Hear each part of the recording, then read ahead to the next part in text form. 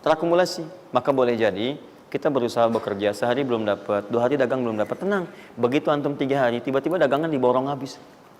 Itu sebetulnya usaha antum yang sebelumnya. Tapi antum dapat bonus ampunan dosa, pahala, macam-macam. Maka jangan mengeluh. Dan jangan pernah antum sekali-kali, awas ya, awas, mengeluarkan kata-kata yang seakan-akan Allah menghentikan rezeki antum. Maka disitulah kesulitan paling sulit akan antum awali. Ya Allah, apa engkau nggak sayang dengan saya? Saya perlu usaha apa lagi? Kenapa belum diberikan juga? Dan sebagainya. Itu kadang-kadang membuat seseorang kalau sudah kehilangan arah seperti itu sampai meninggalkan agamanya. Itu yang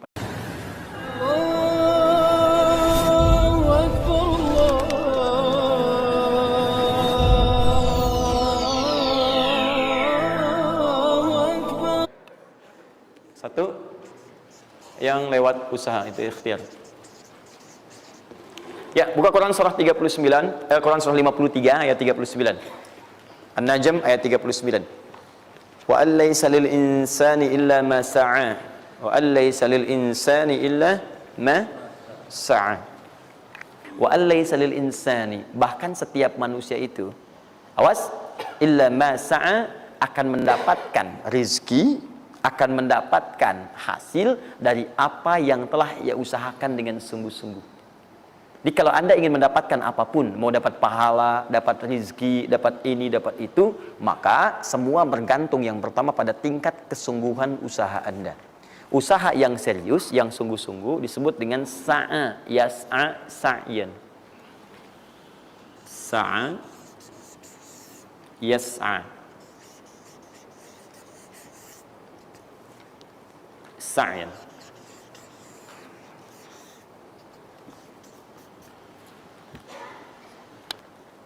Ini sa'a, yas'a, sa'yan tidak disebutkan dalam bahasa Arab kecuali menunjuk satu usaha yang sangat serius, sungguh-sungguh.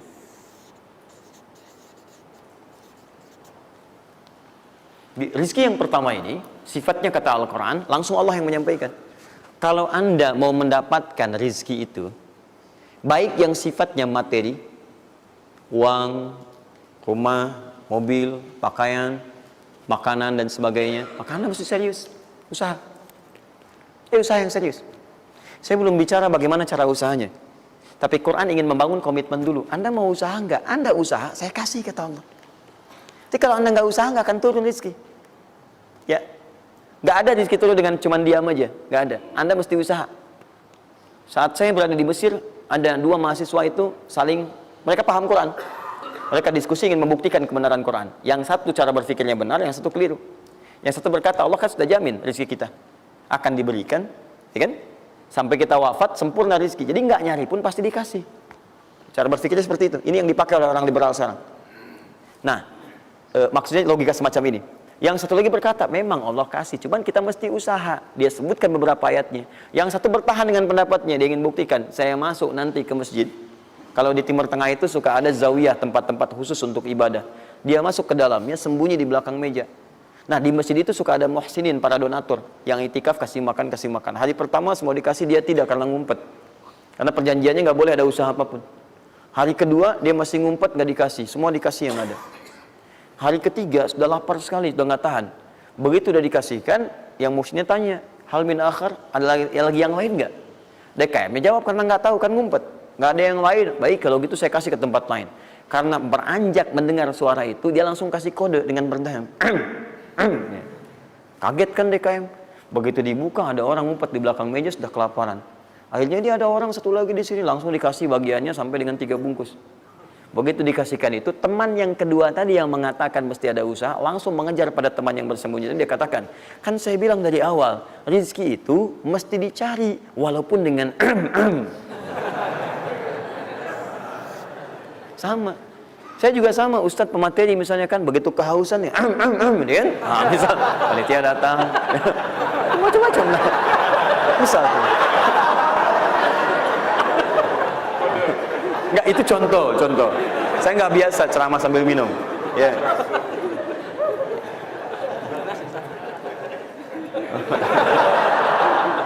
Jelas ya? Nah, jadi prinsip yang pertama, kita harus punya komitmen yang kuat dengan Allah. Kata Allah, kerja ya kerja. Kata Allah, usaha ya usaha, jangan diam.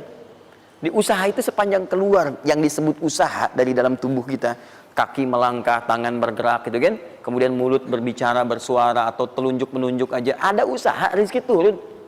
Apa butuh pembuktian lagi? Tuh lihat di beberapa belokan-belokan tuh, cuman orang begini aja, prit, 1.000, makasih Pak, 2.000, makasih bos, ya kan, 5.000, paman.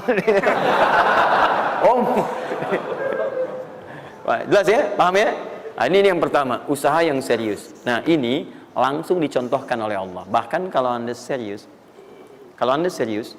nah perhatikan, ini jejaknya langsung ditemukan dan diabadikan dalam Al-Quran. Ada beberapa tahapan yang mesti kita tahu. 1, 2, 3. Perhatikan cara keseriusan yang digambarkan dalam Al-Quran. Teman-teman, kalau saya sebutkan sa'ah dalam Al-Quran, mungkin agak banyak kita mencarinya, butuh energi. Tapi kalau saya ilustrasikan begini, antum insya Allah akan lebih cepat menemukan. Kalau kita haji atau umrah, kemudian ada ritual setelah tawaf, namanya apa? Sa'i. Apa itu sa'i? Tuh kan, lari-lari kecil. Kalau lari-lari besar, maraton. Kan sudah saya tuliskan di atas. Sa'i itu kan dari sini tulisannya. Ya, dari mana sa'i itu? Safa ke Marwah. Ya, buka Quran surah kedua ayat 158, paling kiri di pertengahan. Innas safa wal marwata min sya'airillah. Faman hajjal bait aw i'tamara fala junaha alaihi ay yatawafa bihima. Man tatawwa khairan fa innallaha syakirun alim. Lihat sini. Ibadah ini kenapa dinamakan dengan sa'i?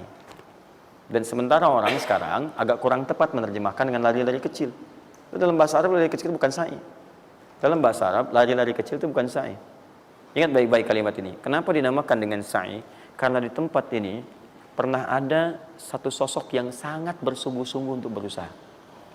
Sangat serius untuk mendapatkan rizki dari Allah Subhanahu wa taala. Sosok ini datang, diantarkan oleh suaminya. Kemudian ketika diantarkan, ternyata ini yang paling menarik. Ini yang saya berikan 3 panah ini. Diabadikan kisah ini di Quran surah ke-14 ayat ke-37. Pertama diantarkan. Ya, begitu tiba suami, istrinya dengan anak yang baru lahir, tiba-tiba langsung bermohon kepada Allah. Perhatikan, bukankah Allah pemilik rezeki? Masih ingat tadi teori di awal? Pusat rezeki ada di mana? Baik. Nah, ini teman-teman sekalian, kaidah yang pertama. Kalau antum ingin berikhtiar berusaha, maka hal yang pertama dilakukan adalah mendekat dulu kepada pemiliknya. Mohon minta kemudahan, minta petunjuk, minta kenyamanan, minta keberkahan. Itulah sebabnya sebelum kita berangkat, kita sholat dulu. Sholat subuh, sholat fajar, menghadap, usahakan. Makanya Nabi setelah selesai sholat, selalu meminta kepada Allah diberikan petunjuk mendapatkan rezeki. Ya, yang di Ibnu Majah nomor hadis 925 itu, Allahumma inni as'aluka ilman nafi'a wa rizqan thayyiba wa amalan mutaqabbala. Minta. Kalau dalam bahasa kita, ya Allah berikan saya hal yang bermanfaat, ilmu bermanfaat dan rezeki terbaik di hari ini. Minta. Nah, begitu sampai beliau bermohon pada Allah, Rabbana inni askantu min dzurriyyati biwadin ghairi dzi zar'in inda baitikal muhram. Perhatikan ya. Ya Allah, saya bermohon kepadamu, engkau yang merawat kami, memerhatikan kami, memberikan rezeki kepada kami. Sifat rububiyah yang disebutkan namanya Rabb. Begitu meminta kepada Allah, ya Allah sekarang saya diperintahkan olehmu sebagai tawadu. Nabi Ibrahim mengatakan, saya menempatkan sebagian keturunan saya, istri saya, anak saya di satu tempat yang sangat gersang. Anda bayang nggak? Tempatnya gersang, gunung-gunungnya itu, batu-batunya itu rapat luar biasa, kerasnya luar biasa, dan nggak ditemukan sumber air di situ. Artinya ini kondisi yang paling dalam lah, ya. Kondisi yang paling sulit didapatkan. Jadi selevel tumbuhan pun nggak ada. Jadi saya mau katakan begini, lihat ya. Anda pergi ke satu tempat, Anda berusaha tuh masih ada, Google-nya ada, bangunannya ada, kendaraan ada, modal ada, tinggal kelihatan semuanya jadi aktiva semua tuh. Tinggal kita olah aja. Ada orang yang pernah mendatangi tempat yang semuanya nggak ada bahan-bahannya. Bayang ya? Kosong. Tuh, saya pernah satu kali waktu ada krisis itu beberapa ke belakang, itu semua showroom macam-macam itu pada jatuh. Dan saya diundang ke Hyundai untuk ngasih motivasi, ngasih training. Pertama kali saya dibawa itu, teman-teman sekalian, saya dibawa ke showroom mereka, selapangan tuh, isinya mobil semua. Mobil, apa perkataan pertamanya? Kata manajernya, Ustaz, itu biasanya kami kosong nih. Sekarang banyak seperti ini katanya. Mohon nanti diberikan gambaran seperti apa kami mesti semangat macam ini. Saya bilang, Pak, Bapak itu luar biasa ya. Tahu nggak Pak, orang yang pertama kali menemukan mobil, jangankan mobil begininya, bahannya aja susah nyarinya. Masuk kemudian ke showroom aja nggak ada, di belakang rumahnya cuma otak-atik cari bahan macam-macam, jadi yang sederhana. Ya dari situ aja jadi mobil. Bapak sekarang udah ada mobilnya, tinggal dipasarin aja. Nah sekarang banyak orang banyak mengeluh. Nabi Ibrahim dulu cuman bawa istrinya ke tempat yang gersang luar biasa, nggak ada potensi apa-apa, materinya kosong, itu gersang, tumbuhan nggak tumbuh.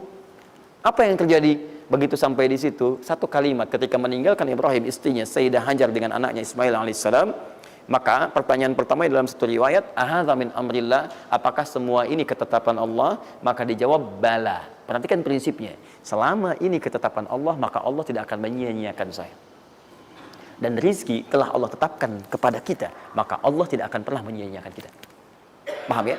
Jadi kalau Anda ditempatkan di kondisi apapun, bahkan mulai belum bekerja, baru lulus kuliah, bahkan mulai baru membuat satu bisnis misalnya, atau macam-macam halnya, ingat, ada yang lebih buruk kondisinya daripada Anda, yang semua bahannya bahkan belum didapatkan. Dan dia yakin dengan Allah. Sepanjang Anda punya Allah, maka semua akan mudah bagi Anda. Ini prinsip yang pertama. Jelas ya? Nah, kalau sudah paham sampai sini, belum berhenti karena ada komitmen untuk usaha. Apa usahanya? Maka Ismail menangis satu saat dan Allah tetapkan ASI-nya nggak keluar dari ibunya. Begitu tidak keluar, nah anak ini kan pasti bergejolak. Tangan bergerak, kaki bergerak, disimpan di bawah. Saat bergerak itu kakinya menghunjam ke tanah, tangan bergerak, nggak keluar apapun. Ibunya ini yang menempuh usaha yang sangat serius untuk mencari. Dia tahu kalau cuma diam nggak akan datang. Maka ibunya menerapkan satu ketentuan pertama yang nanti diabadikan dalam Al-Quran, yaitu teori rezeki dengan ikhtiar, mencari cara yang serius. Nah, cuma apa yang akan kita keluarkan saat ini terlepas dari usaha apapun yang Anda kerjakan saat ini. Tapi teori dasarnya adalah ketika Anda menempuh usaha yang serius ini, ada beberapa tahapan yang mesti Anda lalui. Persoalannya, waktu saya sudah habis 9:30. Nah, saya mau minta sedikit aja, boleh nggak saya tambah 5-10 menit? Alhamdulillah. Nah, satu, saya agak cepat ya, saya agak cepat. Satu. Nah, yang pertama beliau lakukan, beliau kemudian mencari itu dengan semangat, naik ke satu bukit. Naik. Bukit apa namanya? Kapan bukit itu dinamai dengan Sofa? Ini persoalannya. Belakangan kan? Belakangan, setelah itu bukit Sofa. Dari mana munculnya Sofa? Sofa itu kan kalau kita gali dari akar katanya, ya berasal dari kata tasfiyah. Ya, Sofa, yasfi, sofyan, wa tasfiyatan, wa sofian. Wasufyanan, kalau pakai sin sufyan, kalau pakai sod sufyanan, sofiyun. Tasfiyah artinya menyaring sesuatu yang kotor sehingga yang bersih aja yang kelihatan. Kalau Anda menyaring sesuatu, saring, bersihnya itu ada, kotornya hilang, dibuang. Itu namanya tasfiyah. Pakai ta, sod, fa, ya, ta. Ini hasilnya disebut dengan sofa. Orangnya disebut dengan Sofi atau Sufi, perempuannya disebut dengan Sofia. Jadi kalau ada yang namanya misalnya Sufi atau Sofia, ini orang yang mampu menyaring segala yang kotor dalam dirinya sehingga yang keluarnya yang baik-baik aja. Kalau bicara ada yang provokasi, mau ngucapan yang kotor dia tahan, keluarnya yang baik. Mau melihat ada yang kotor dia palingkan, dia yang baik. Itu Sofia. Perempuannya, laki-lakinya Sofi, ya, atau Sufi. Baik. Nah, Sofa, kenapa disebut dengan Sofa bukitnya? Karena pada saat itu, walaupun tidak ada modal, situasinya sulit, beliau bisa menyaring keadaan dirinya, sehingga menghilangkan yang kotor-kotor dalam benaknya, dan yang ada cuma prasangka baik kepada Allah Subhanahu wa Ta'ala. Maksudnya Pak, kalau Anda ingin memulai usaha, sehebat apapun, walaupun nggak ada modal, nggak ada apapun, hal pertama modal terbaik yang Anda mesti lakukan adalah berprasangka baiklah kepada Allah Subhanahu wa Ta'ala. Sofa. Positive thinking kepada Allah. Allah sudah janjikan kepada saya, maka saya akan memenuhi apa yang Allah perintahkan. Dan akhirnya Allah memberikan apa yang dijanjikan. Jelas ya? Kalau Anda memulai dengan perasaan yang baik, yang positif, nanti Allah akan angkat Anda berada di puncak seperti Sayyidah Hajar naik ke atas bukit itu. Jelas ya? Dan perasaan Anda pun akan enak. Tapi kalau belum apa-apa Anda sudah negative thinking kepada Allah, maka mohon maaf, jangankan rizkinya, maka usaha Anda pun tidak akan maksimal, effortnya akan sangat kurang. Anda baru mau ke kantor, terus tiba-tiba melihat mendung, ya, terus orang udah mulai macet, terus negatif muncul di situ, ya mendung, macet. Terus apakah dengan mengatakan ya mendung dan macet, kemudian macet itu akan terurai? Mendung itu akan sirna? Tidak. Sampai Anda bikin status pun nggak akan pernah kelar. Ceklik, hari ini Bekasi macet. Terus Anda ngapain? Jadi kalau Anda mau mengawali sesuatu, maka positive thinking kepada Allah. Bismillah. Allah yang bikin mendung, Allah yang bikin terang. Nggak ada bedanya. Bismillah. Saya diperintahkan, saya jalan. Tak bisa, kemudian saya coba cari alternatif. Macam Anda usaha. Paham ya? Nah, kemudian, bukankah seseorang berusaha itu ingin mendapatkan sesuatu? Puncak hal yang diinginkan, yang diharapkan itu bentuknya rizki. Tapi sifat ingin mendapatkan sesuatu, puncaknya disebut dengan marwah namanya. Sesuatu yang sangat diharap, diinginkan, marwah. Perhatikan baik-baik. Ya. Saya mau tanya begini, dari sofa ke marwah, berusaha dengan serius Sayyidah Hajar. Lihat sini, sofa itu kan di atas kan, terus turun kan, turun, tahan sini. Begitu ke sini, melihat ada peluang di sini, terlihat seperti ada oase, maka dipercepat jalannya. Makanya di sini sekarang ada tanda lampu hijau. Ya, begitu nyampe sini untuk laki-laki lari-lari kecil, perempuan jalan cepat. Ini karena ibadah yang disebut dengan sa'i sering diartikan dengan lari-lari kecil. Ini berlari ini teman-teman, jalan cepat ibu. Ini sesungguhnya awalnya ini melihat di sini seperti peluang ada oase di sini di marwah, banyak air, maka dipercepat jalannya. Sampai di batas ini ragu lagi, betul nggak ya? Apa cuma fata morgana? Tapi yang paling dahsyat adalah dia memastikan dengan ikhtiarnya. Saya mesti pastikan dulu, jangan menduga-duga.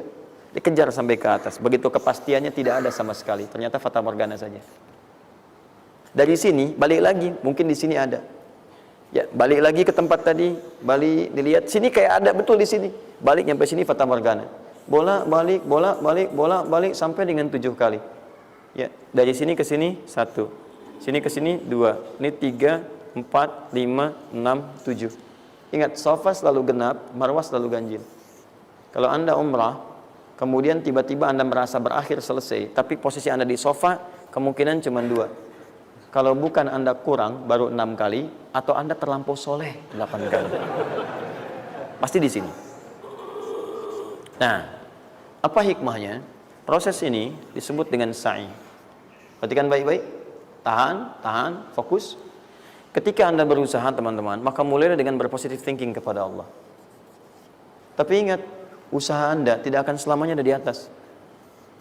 Mungkin suatu saat akan turun. Kan? Mungkin Anda ada di puncak.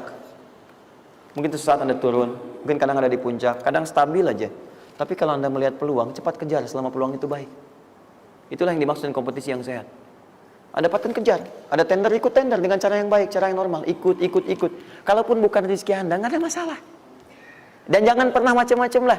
Saya dah ajar kan nggak pernah nyogok sama malaikat. Malaikat cepat sini dah gitu. Saya kan di sini Nabi gitu kan. Kau minta apa saya kasih, kan nggak pernah. Ya biasa aja bolak-balik. Ya walaupun mungkin ketika Anda kejar itu bukan bagian Anda, mungkin cuma fata morgana, nggak ada masalah. Saya kasih rahasia besarnya. Sepanjang Anda betul-betul ikhtiar dilakukan karena Allah, maka perhatikan baik-baik. Kadang-kadang Allah seakan menunda apa yang menjadi hak Anda, bukan ingin menunda dan membiarkan Anda tidak mendapatkan sesuatu, tapi ingin memberikan semua nikmat secara sempurna. Karena di atas itu ada nikmat pahala, ada nikmat doa, ada nikmat istighfar, ada nikmat usaha, dan nikmat hasil yang tiada terputus. Tidak terputus. Lihat sini. Kalau antum sehari berusaha, nggak dapat apa-apa. Memang, mohon maaf, hasilnya belum dapat diraih, belum dilihat tuh. Tapi bukankah pada saat itu doa antum akan bertambah? Bukankah malamnya salatnya nambah? Tahajud. Bukankah di situ kadang-kadang kita istighfar, ya Allah. Teman-teman, bukankah istighfar menggugurkan dosa? Bukankah berdoa menambah harapan, mengakumulasikan sesuatu? Bukankah tahajud menambah pahala lagi? kadang-kadang yang diinginkan oleh Allah pertama kali bukan dunia dulu. Ketika Allah mencintai seorang hamba, dia akan berikan pahala akhirat dulu. Karena dunia itu sifatnya sementara. Hei fulan, kamu kemana aja? Kemarin kamu jauh dari saya, baru sekarang kamu pikir dekat dengan saya. Saya nggak pengen kasih dunia dulu, dunia itu kecil. Kalaupun di seekor sayap samuk sebelahnya, sebelah sayap nyamuk ada dunia itu ada nilainya, saya kasih buat kamu deh, nggak ada nilainya. Ya, karena itu saya ingin kamu akhirat sempurna dulu. Saya ampuni dulu dosa-dosa kamu yang kemarin. Begitu sudah diampuni, hari kedua istighfar lagi diampuni, saya kasih pahala yang banyak. Begitu pahala udah dapat, dosa udah diampuni, baru dunia diakumulasikan. Karena hukum dunia itu, kalau antum usaha akan terus diberikan. Jadi nggak ada yang nggak dikasih. Jadi kalau antum sehari bekerja ini, kelihatannya nggak dapat apa-apa. Bukan nggak dapat apa-apa, disimpan untuk diakumulasikan. Nanti dosa antum tuh udah hilang, amalan udah banyak, antum dapat banyak. Kadang-kadang nggak sadar kalau saat dapat banyak itu sebetulnya itu hasil usaha antum sebelumnya. Itu teorinya begitu. Ya, jadi nggak ada yang nggak dapat apa-apa, semua akan dinilai. Sepanjang antum bergerak dikasih, dan antum buktinya hidup juga. Sampai ke hari itu kan masih hidup, bisa makan juga di hari itu, bisa beraktivitas juga, sehat juga dan sebagainya. Belum dapat apa. Makanya kata Nabi, yang hari itu ada makanan, dia orang kaya sebetulnya. Kalau besok masih ada lagi, kaya banget. Antum sampai sebulan masih ada cadangan. Ini kenapa kita mesti berkeluh kesah? Dan belum tentu hidup juga sampai besok. Yang tuh mau ngumpulin apa? Nah, maka prinsip yang terbaik adalah ketika antum berikhtiar, ikhtiar usaha yang maksimal. Tapi jangan khawatir kalau antum kerja sehari nggak dapat, 2 hari belum ada usaha. Jangan khawatir teman-teman sekalian. Rumus yang mengatakan semua ketika badan bergerak maka rezeki dituliskan untuk keluar. Tapi kadang-kadang ada yang Allah inginkan lebih besar dari apa yang Anda harapkan. Apa yang Allah harapkan ikutkan ke situ, maka Anda akan mendapatkan akumulasi bagiannya. Itu yang dilakukan oleh Sayyidah Hajar. Begitu beliau kemudian naik ke Marwah, nggak dapat, naik ke Safa, nggak dapat. Apa pernah tertuliskan dalam riwayat sedikit aja Sayyidah Hajar mengeluh? Tunjukkan kepada saya kitab mana yang pernah menunjukkan riwayat ketika bolak-balik itu kemudian Sayyidah Hajar berkata, ya Allah, saya kan istri Nabi, saya kesini memenuhi perintahmu ya Allah, ini udah capek kenapa belum turun juga? Pernah nggak? Kedua, ketiga, keempat, kelima, sampai ke yang ketujuh. Begitu sampai di Marwah, baru kemudian diakumulasikanlah itu. Apa yang terjadi? Ibunya yang usaha bolak-balik. Airnya keluar dari mana? Anaknya, kakinya kemudian menghentak lagi. Tiba-tiba keluar air dari situ. Pertanyaan saya, ibu yang lebih tahu di belakang. Kan kalau anak itu sedang haus, pasti tangan kakinya bergerak kan? Kenapa saat pertama disimpan bergerak, airnya keluar? Sudah 7 kali bolak-balik, baru air keluar. Silakan lihat riwayatnya. Pada hentakan itu, ketika 7 kali ibunya bolak-balik, malaikat mengepakkan sayapnya. Itu yang menghantam air dan keluar air. Malaikat yang ditugaskan Allah memberikan rezeki namanya Mikail. Itu ada di Quran surah kedua ayat ke-98. Ya, man kana aduwwan lillahi wa malaikati wa rusuli wa jibril wa mikail. Mikail. Di antara tugas Mikail oleh Allah ditugaskan untuk memberikan rezeki. Yang paling menarik, perhatikan baik-baik. Begitu airnya keluar, ibunya sedang di Marwah, sedang berdoa nih. Makanya kalau sa'i di sofa ngadep ke kiblat berdoa dulu, ke Marwah ngadep ke kiblat berdoa dulu. Begitu sedang berdoa nyampe ke Marwah yang ketujuh, anaknya lebih kencang menangisnya. Ibunya mendengar suara nggak biasa, dikejar ke sini. Begitu kejar ada air. Apa kata ibunya? Lihat kalimatnya. Zam, zam, zam, zam. Ibunya tidak mengatakan ijma, tapi zam, zam, zam, zam. Zam itu artinya kumpul jangan berhenti, kumpul jangan berhenti, kumpul jangan berhenti. Sampai sekarang air itu tidak pernah berhenti. Perhatikan bagaimana akumulasi pekerjaan seorang ibu yang sangat serius menghasilkan rezeki bukan hanya untuk dirinya, untuk anaknya, cucunya, cicitnya, dan berganti generasi sampai kita sekarang. Kita aja ke zaman Nabi Muhammad, itu teman-teman sudah lewat 15 abad. Nabi Muhammad ke Nabi Ismail 29 generasi. Satu generasi bisa ribuan tahun. Nabi Muhammad ke Nabi Musa aja 2000 tahun, ke Nabi Isa 600 tahun. Sekarang ke Nabi Ismail 29 generasi. Muhammad bin Abdullah bin Abdul Muttalib bin Hashim bin Abdul Manaf bin Qusay bin Murrah bin Kilab bin Ka'ab bin Ghalib bin Fihir bin Malik bin Nadar bin Kinana bin Khuzaimah bin Mudrikah bin Ilyas alaihi salam bin Nizar bin Mudar bin Ma'ad bin Addan bin Adi bin Adri ya bin Muqawwam bin Nahur bin Tari bin Ya'rub bin Yasub bin Nabit bin Ismail alaihi salam. 29 generasi. Yang bisa mengulang 29 ini saya bebaskan paspornya untuk menghafal Quran di pekan depan. Silakan. Boleh, silakan. Tapi kalau salah satu tambah 1 ayat. Jelas? Terakumulasi. Maka boleh jadi kita berusaha bekerja, sehari belum dapat, 2 hari dagang belum dapat, tenang. Begitu antum 3 hari, tiba-tiba dagangan diborong habis.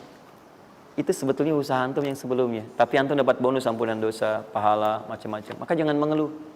Dan jangan pernah antum sekali-kali, awas ya, awas, mengeluarkan kata-kata yang seakan-akan Allah menghentikan rezeki antum. Maka disitulah kesulitan paling sulit akan antum awali. Ya Allah, apa engkau nggak sayang dengan saya? Saya perlu usaha apa lagi? Kenapa belum diberikan juga? Dan sebagainya. Itu kadang-kadang membuat seseorang kalau sudah kehilangan arah seperti itu sampai meninggalkan agamanya. Itu yang paling fatal. Paham ya? Keluarkan. Tidak usah mikir, nggak usah macam-macam. Dah, 2,5% keluarkan. Itu 2,5% itu paling minimal. Kalau mau 5% keluarkan. Ingat rumusnya, kenapa disebut zakat? Di antara makna zakat itu